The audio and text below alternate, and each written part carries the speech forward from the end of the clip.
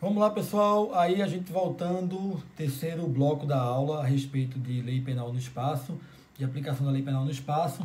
Vamos ver aí duas questões,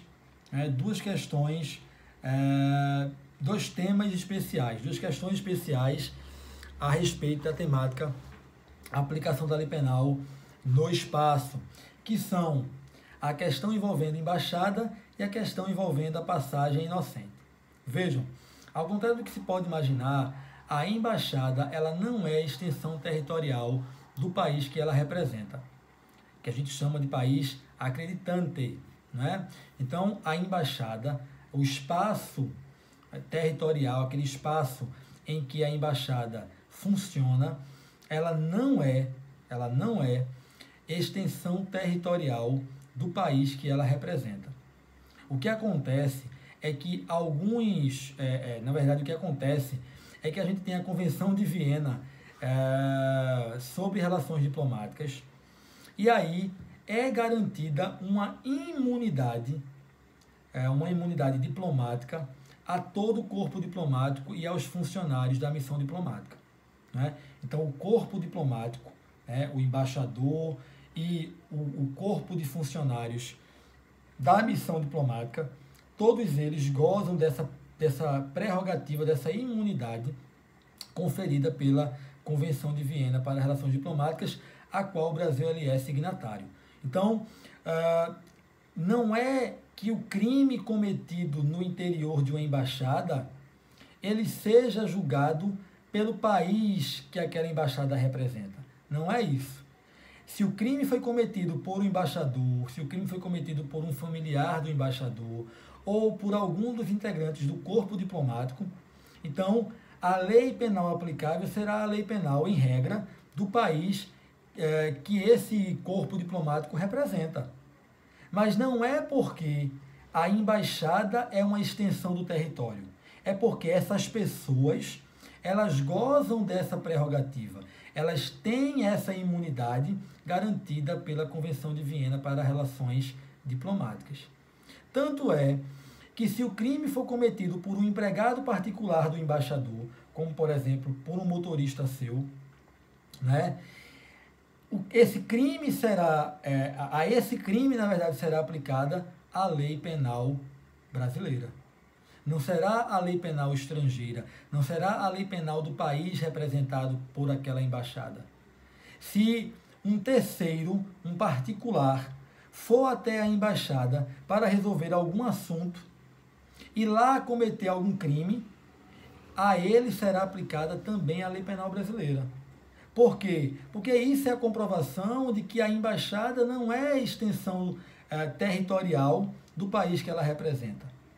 Quem está imune à lei penal brasileira são os representantes da diplomacia, são os agentes diplomáticos, é o embaixador, a família do embaixador, os empregados da embaixada, os empregados do corpo diplomático.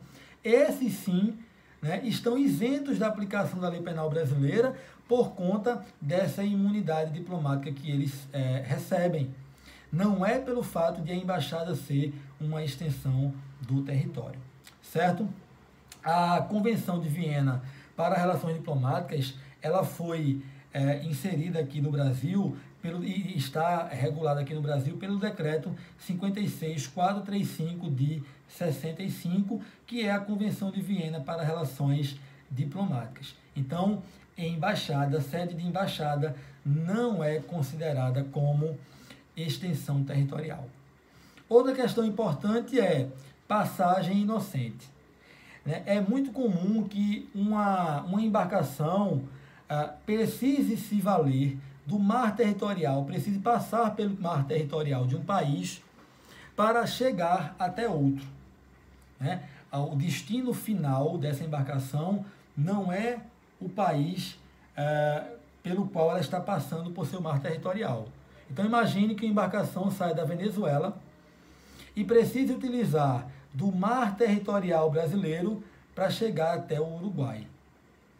Se essa embarcação venezuelana ela tem por destino o Uruguai e precisa passar pelo mar territorial brasileiro, então será considerada essa passagem uma passagem inocente. E a passagem inocente, para ser considerada como tal, deverá não trazer riscos à paz, à boa ordem e à segurança brasileira. É isso que está previsto aí no artigo 3º da Lei 8.617 de 93. Artigo 3º da Lei 8.617 de 93. Em regra, há um crime cometido numa embarcação que esteja em passagem inocente pelo Brasil, não se aplica a lei penal brasileira. Eu não aplico, em regra, a lei penal brasileira a um crime cometido numa embarcação privada que esteja em passagem inocente pelo mar territorial brasileiro. Ok? Então, ficam registradas aí essas duas questões. Outra questão muito importante é a respeito da intraterritorialidade. Outra questão muito importante é a respeito da intraterritorialidade. Se a territorialidade é a possibilidade de aplicação da lei penal brasileira a um crime cometido no território brasileiro, ou seja, um crime cometido no território brasileiro, a ele eu aplico a lei penal brasileira. Mas eu posso ter situações em que a lei penal estrangeira poderá ser aplicada a um crime cometido no Brasil. Veja, a lei penal estrangeira não vai ser aplicada no Brasil. A lei penal estrangeira, na intraterritorialidade, ela poderá ser aplicada a um crime cometido no Brasil. Mas quem vai aplicar a lei penal estrangeira é o país estrangeiro, não é o Brasil. Quem vai aplicar a lei penal estrangeira, no caso de intraterritorialidade, não é o Brasil. Quem vai aplicar a lei penal estrangeira é o país estrangeiro. Como assim, Edinaldo? Imagina, eu falei para vocês agora o quê?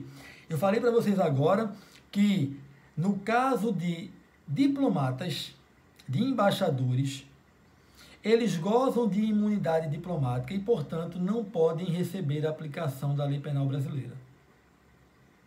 Pela Convenção de Viena, né, para relações diplomáticas, os embaixadores, eles não podem, eles não estão passíveis de aplicação da lei penal brasileira, mesmo que eles cometam um crime no Brasil. E aí, nesse caso, para não haver impunidade, quem vai aplicar a lei penal é o país estrangeiro que o embaixador representa. Então, imagina só. Imagina que o embaixador da Coreia do Sul, cometeu um crime no Brasil. Quer ele tenha cometido o crime dentro da embaixada, fora da embaixada, não importa. A imunidade é dele. Ele carrega onde ele estiver. Então, imagine que ele tenha cometido um crime no Brasil. E aí, como ele está isento da aplicação, ele está imune da aplicação da lei penal brasileira, vai acontecer o fenômeno da intraterritorialidade, em que a Coreia do Sul vai aplicar a sua lei penal a esse diplomata. Ele vai chamar esse diplomata de volta para a Coreia, estou aqui só hipotetizando, né, o caso da Coreia.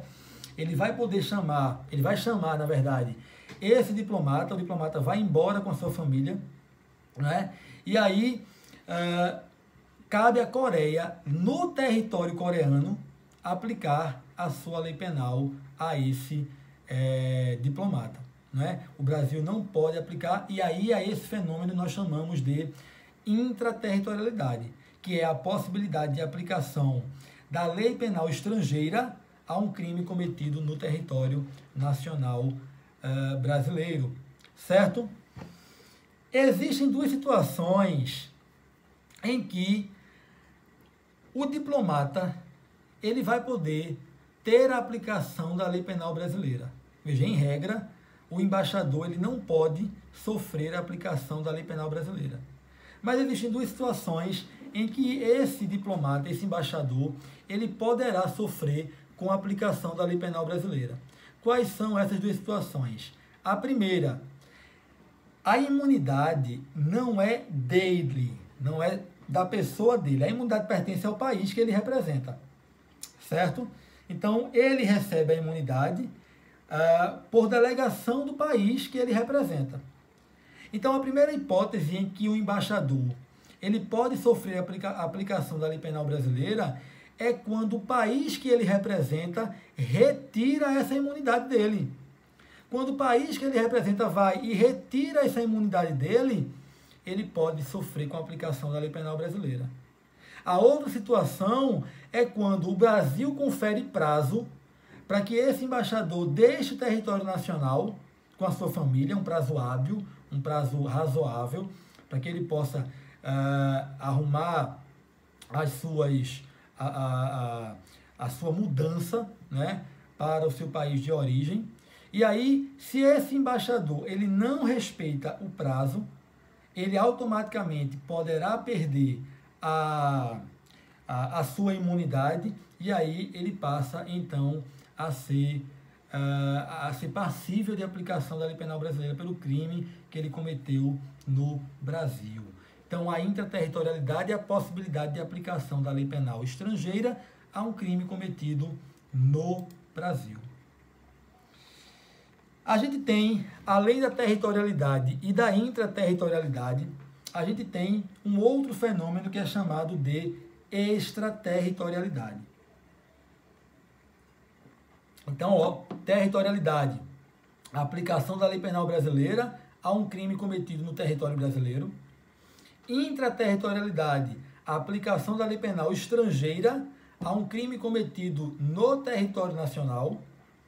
E extraterritorialidade, que é a possibilidade de aplicação da lei penal brasileira a um crime cometido fora do Brasil.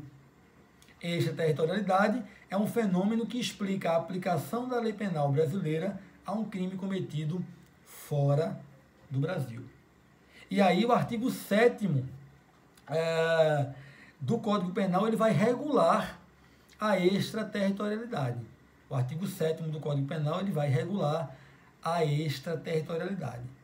A extraterritorialidade só é possível de ser aplicada aos crimes. Por quê? Porque as contravenções penais não admitem a aplicação da extraterritorialidade.